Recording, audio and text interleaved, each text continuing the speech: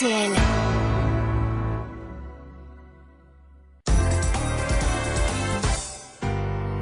Monsieur Jack Lang, vous êtes conseiller spécial de Ségolène Royal. Pourquoi depuis dimanche et sa photo avec son mouton, on ne l'entend plus? Tout simplement parce que la pauvresse se soigne. Dimanche, en revenant de la bergerie, nous prîmes le chemin de fer. Ségolène, prise d'un petit creux dans sa SNCF-itude, décida d'aller se restaurer au wagon-bar. Là, toujours proche de la France respirante, elle commande un sandwich terrine paysanne. Ce que nous ne savions pas, c'est que la SNCF, toujours près de ses sous, avait acquis un lot des 650 000 boîtes de corned beef avariées. Et là, ça a été la catastrophe. La tuyauterie a complètement détraqué. Des dégâts irréparables. La grande course à la porcelaine. Le tailleur blanc maculé. La malheureuse n'a pas quitté les commodités. Elle déféquait en spray. Déjà qu'elle avait les doigts qui sentaient le mouton. Alors depuis 2 jours, bouillon de poireaux, riz complet, élixir parégorique, hercéfuril, imodium, bref, coupe chiasse à tous les repas. C'est qu'il faut qu'elle soit propre pour demain matin chez Jean-Michel Apathy. Elle va devoir répondre de son assujettissement à l'ISF. Je lui ai prévenu Jean-Michel, je lui ai dit de répondre que de toute façon, elle en paierait bientôt que la moitié, vu que ça branle dans le manche avec Porcinet. Dominique de Villepin, ce matin, vous présentiez vos vœux à la presse. J'ai en effet un profond respect pour la presse française libre. L'Humanité qui survit avec les subsides du groupe Lagardère et Libération qui est encore dans les kiosques grâce à l'argent des Rothschild. C'est beau, cette presse de gauche. Je suis très attaché à l'indépendance de la presse et sachez-le, la presse française ne peut pas être achetée car elle est déjà vendue. De votre côté, Nicolas Sarkozy, vous battez déjà la campagne et hier vous étiez au Mont-Saint-Michel et à Saint-Malo. Vous avez vu? J'ai changé.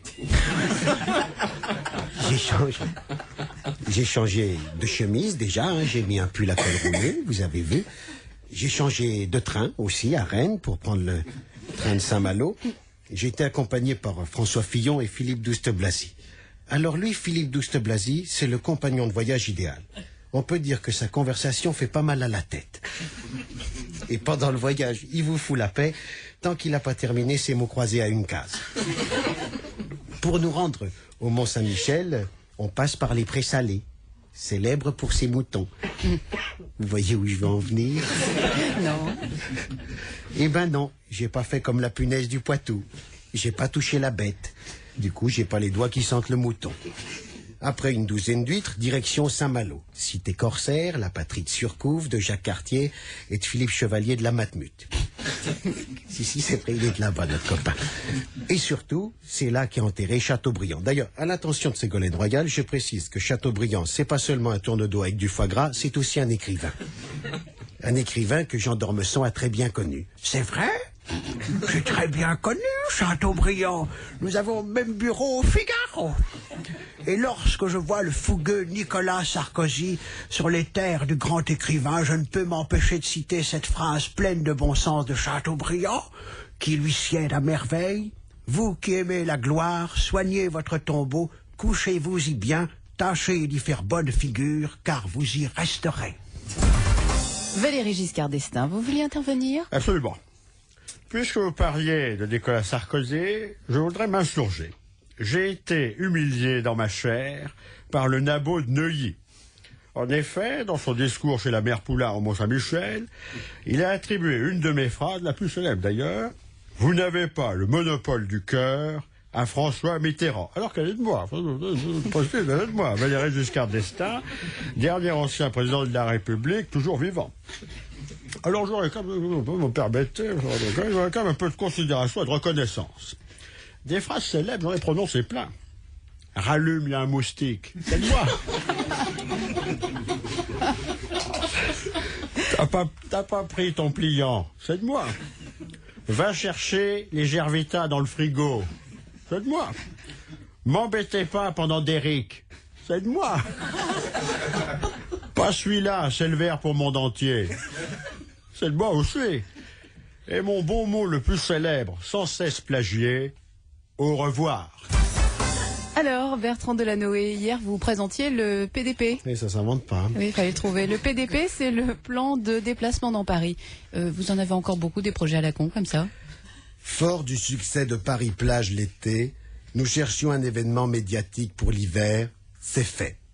Avec nos sponsors officiels Decathlon et Quechua, nous avons fait un essai très concluant de camping d'hiver le long du canal Saint-Martin. Une réussite complète dont tous les médias ont parlé. Nous avons donc décidé, dans le plus grand secret, de prolonger l'événement l'année prochaine sur des lieux historiques de la capitale.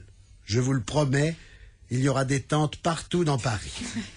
Ainsi, après Paris-Plage, nous allons lancer Champs-Élysées Caravane, Concorde Mobilhome, Champ de Mars Camping-Car du 12 septembre au 22 octobre pour la rentrée, comme ça tout le monde sera bloqué. Rassemblement mondial de jet-ski autour de l'île Saint-Louis avec baptême de plongée sous-marine. Et dernière grande idée, amis parisiens. Nous allons fermer définitivement le périphérique afin d'en faire la plus grande piste de kart du monde pour organiser la Paris Karting World Cup.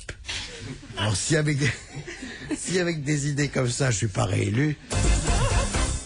Les deux malades du jour. Oui, dans notre série, ils passeront pas l'année. À Cuba, le leader Massimo a des problèmes intestinaux. C'est Fidel Gastro. Fallait la faire. Et la deuxième, cette nouvelle, l'abbé Pierre hospitalisé pour une petite infection. Tu parles. Vu ce qu'il nous révélait dans son bouquin, il est encore allé aux putes et il pisse en couleur.